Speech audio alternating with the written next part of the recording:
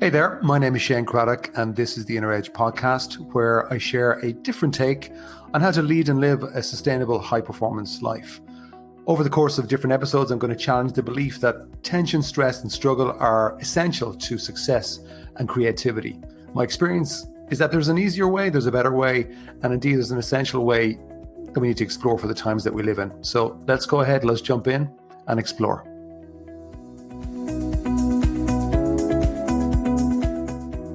Hi there, thanks for joining me today.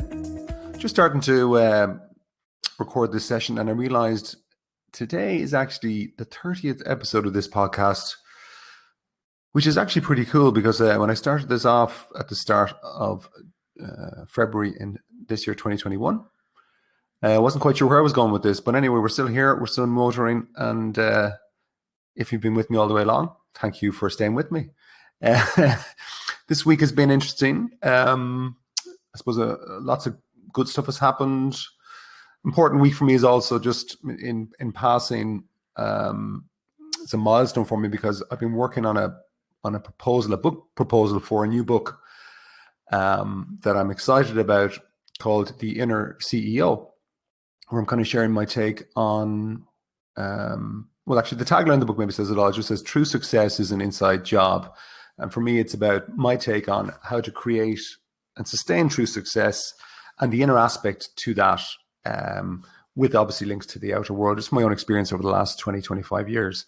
Anyway, I thought when I started that book proposal last July, believe it or not, I thought it would take me a couple of months, and it's taken 11 months. And I've never written a commercial book proposal before. So I'm kind of taking on another level of challenge where I'm pushing it out into the world to see, can I get an agent interested in this book and also get a commercial deal with a publisher. It's not the easiest type of goal to set for yourself, because it's just, most people in today's world, it's not the easiest thing to get. A lot of rejection, etc. But we're going to give it a go, and every now and again I might just update you on the progress here. Certainly, it's already taken longer than I would have expected, but that. When I say than I would have expected, that's my mind. Like when you're taking on something for the first time, you never really know how long it's going to take. And one of the lessons I've learned from this book is, it takes as long as it takes. But I'm happy with where we're at the moment with the quality of it anyway, which is good. So look, getting back to the episode. In last week's episode, I was talking about Naomi Osaka, the champion tennis player, and stepping away from her tennis duties, in particular the French Open, and kind of initially caused a major controversy. And then when she revealed, and this is what I really admire about her, just being honest about why she was stepping away, which initially people weren't clear on, it was to do basically with her mental health and the stress, and suffering from depression since she has entered the limelight. And then she's announced in the last couple of days that she's now not doing Wimbledon, and she's stepping away for personal reasons to do with that, and wants time by herself with her family, but aims to be back for the Olympics. So fair play to her. And I think that's a way of taking a break in a constructive way. Then I also noticed that Rafael Nadal, he's 30, I think he's 35. So by tennis standards, that's old, has announced that he is not going to go into Wimbledon either. He's just come out of the Roland Garros French Open. Now stepping away and taking a break. And I think not going into the Olympics, I think as well, because he wants to preserve his career. So again, taking a strategic break. I think that's ballsy and quite clever. Now, before we go any further, if you're thinking, geez, he's gone on about tennis again, is this guy obsessed with tennis? Not really, but we are in the tennis season. It's June 2021. I don't intend on, at the moment anyway, we'll see how we go, but I think but today definitely is going to be another tennis-y type episode, because I think there's some inspiration to be had from what's going on right now. And somebody, I wrote a post in my weekly email, Inspire Me, which goes out there every Monday, about Novak Djokovic, who came back from 2 sets down quite dramatically to turn it around and win the French Open.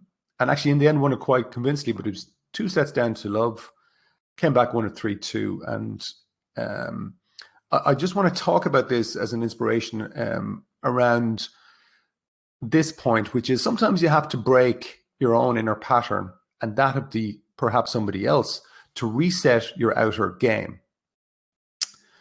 So Djokovic was playing against young player Stefanos Tsitsipas, who's a Greek athlete, and actually I think he's maybe the youngest player in the top 10 at the world at the moment. I think he's number 4, number 5. He's only 22. This guy should be one of the greats of the future, I think. But he came up against Djokovic, was kind of kicking his ass really for the first couple of sets. Now, Djokovic, I think, is 34. So again, like Nadal, and this is what I like about Nadal and Djokovic in particular, and even someone like Federer, is that even though they're at the close to the end of their career, they're just holding on to success. But I think it's largely down to the mental side and their experience and just that inner strength. So, but if you are sometimes off your game, and this is what I want to lean into with Djokovic, sometimes you need an outer game strategy to help your inner game reset, and also potentially strategically to disrupt the flow of maybe the person you're competing against.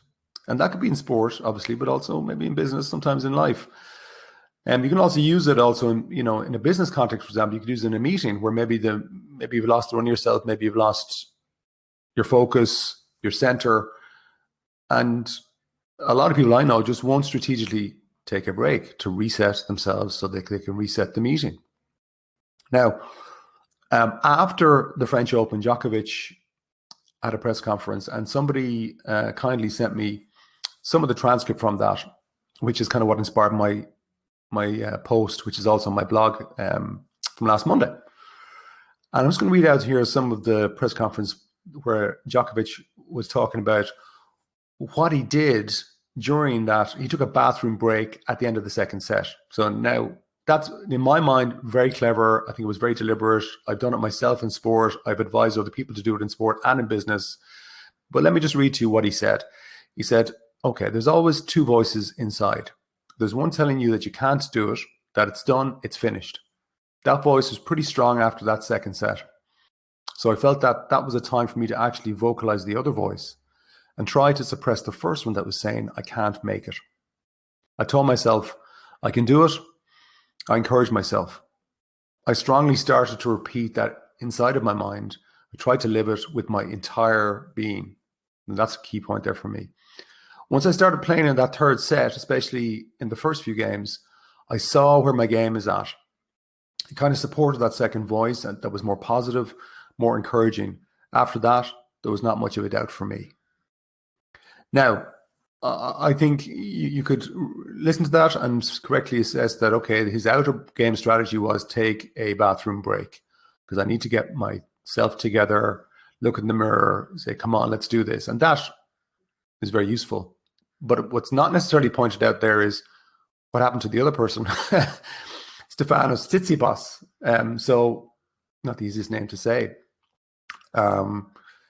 is that maybe at that young age, perhaps not really mentally ready for that break, insofar as sometimes when you take a break like that, you disrupt the flow of the other person. And it also gives a chance for maybe other thoughts to come in, physically change the flow of or the feeling of the game. And it actually can be quite effective. So it's always a good thing to consider. It's a bit of gamesmanship, but you might just take a strategic break to try and see, can you, sometimes in that break, the other person can, sometimes a little doubt can come in. And just knocking them out of that flow is actually quite handy. You can do the same thing in negotiation, etc. Again, it's a kind of an outer strategy to affect the inner.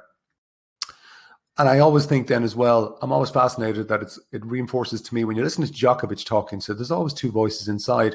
There's always two voices inside, even for a world number one. Same with Naomi Osaka, same with Nadal, same with Djokovic, same with you, same with me. But then my mother, who always surprises me in a good way, she emailed me on the back of that email and the one I sent out. And she said, yeah, she said, I was watching the match, really enjoyed it. It was a great comeback. But she said, what would have happened if the other guy had done the exact same thing as Djokovic, as in talked himself in that way? And then she said, I guess it might mean that they were on a level playing ground. And to me, that's exactly the point, is that, in today's world where supposedly everyone has an insight to the inner side. Now, knowing it and doing it are two different things, as you probably know. But if they both had done it and both felt pretty good about themselves and were calm, clear, strong, focused, well, then who would win? Well, on a very simple level, if it's a level playing ground, well, then the better player would win on the day. It probably would have been a closer game because it was clear that Tsitsipas, his mindset definitely was gone by the I think the fourth and fifth set. I think the doubt had come back in, or not come back in, it had come in, and had just affected his game. I'm sure his inner voice was annoyed at himself for not closing out, not winning it.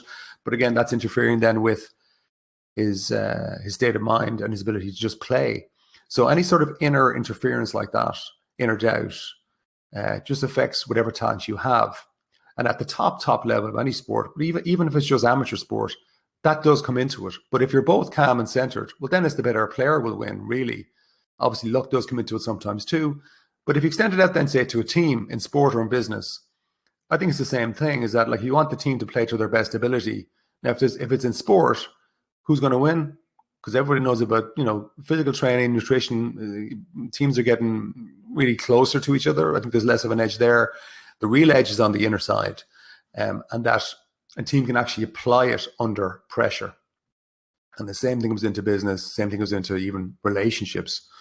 And if we kind of look at the team side of it in a sporting context, staying with that theme, obviously in June at the moment, we've got the Euros going on for soccer. And last night, I'm recording this Saturday morning, last night England played Scotland. Now on paper, the English team, is just incredible. The talent that they have is incredible. Scotland, on paper, not really even close. And England are the favourites to win the tournament. But after last night, you'd certainly have a question mark because Scotland held them to a draw and actually were the better team. England just were not at the races for their talent.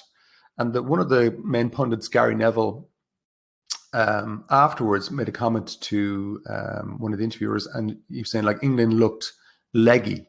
And he kind of gave an insight that only maybe a top athlete would know, is that, he said that legginess, he said it's nothing to do with not being great players. The legginess comes from, it said it's something mental. And he said, use this phrase, maybe it's the weight of expectation. Because there is a massive expectation, and the media in particular and the public put a lot of pressure on England every time they're in a tournament. That's what always entertains Irish people, I guess. But what is the weight of expectation? Well, that's an inner element.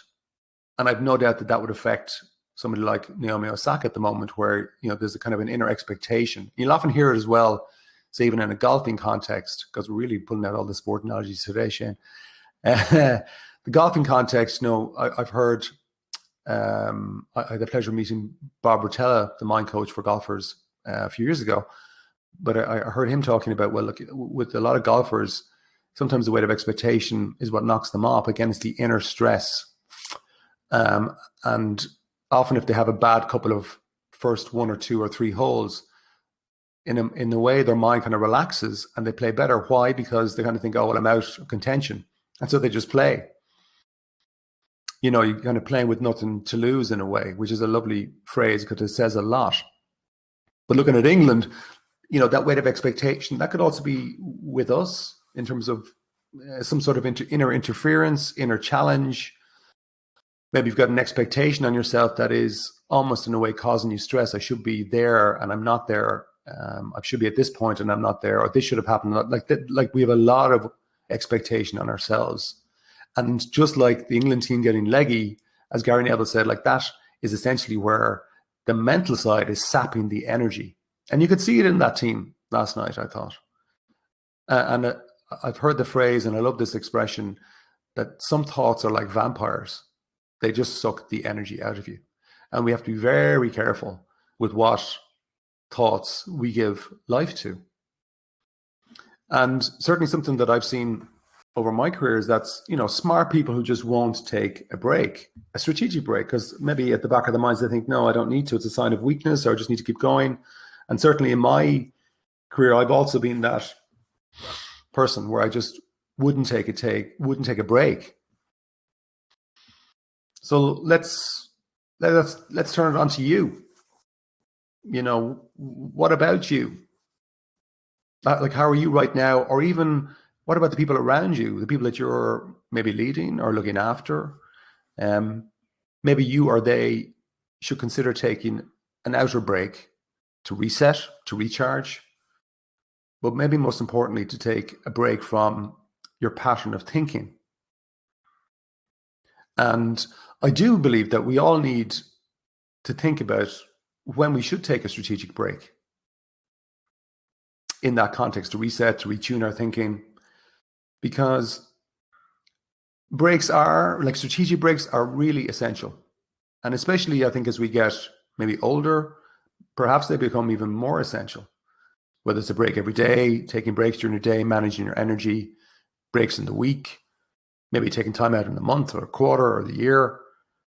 I think you got to think about that in the context of high performance that's sustainable, because sometimes taking a break is the match winning thing to do, just like Djokovic did. And let me just throw in this little quote here that Djokovic also said in his press conference. I just think it's class. He said, "Everything is possible. Definitely in my case, I can say that what I've been through in my career, in my life, this journey has been terrific so far. I've achieved some things that a lot of people thought it would not be possible for me to achieve." Amen. We close out on that inspiration. So thanks for joining me again. Hope you got some food for thought. Bye-bye.